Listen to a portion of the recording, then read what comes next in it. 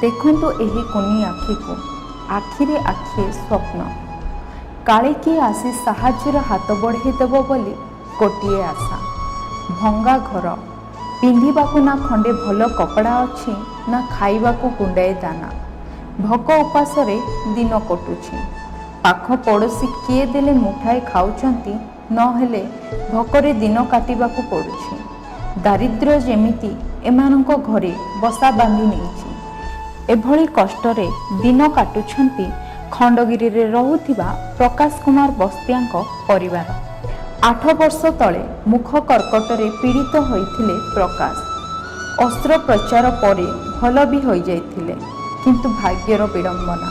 2 वर्ष पूर्वरु आउ थरे मुख कर्कट रोग तांको मारी बसिथिला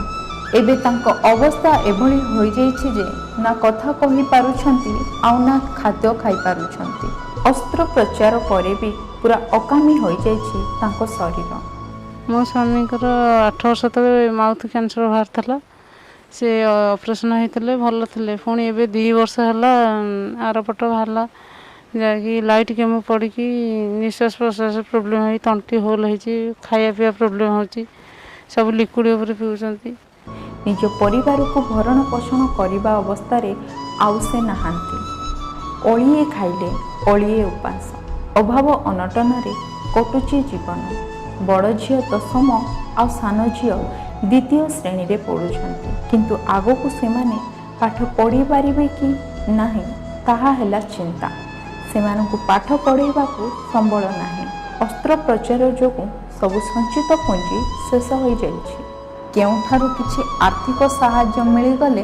पिलांकु टिके पाठ पढ़ेबे बोली प्रकाशंक स्त्री विजय लक्ष्मी गुहारी करिछंती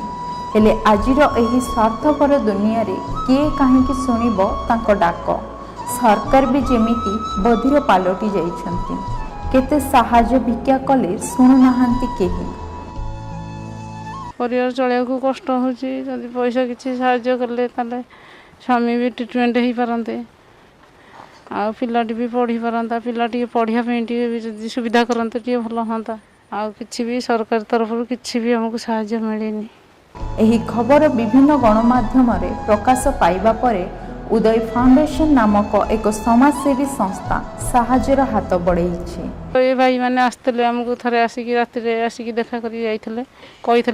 जहाँ कि कह आम साहय करूँ बर्तमान आज आसिक तो सब राशन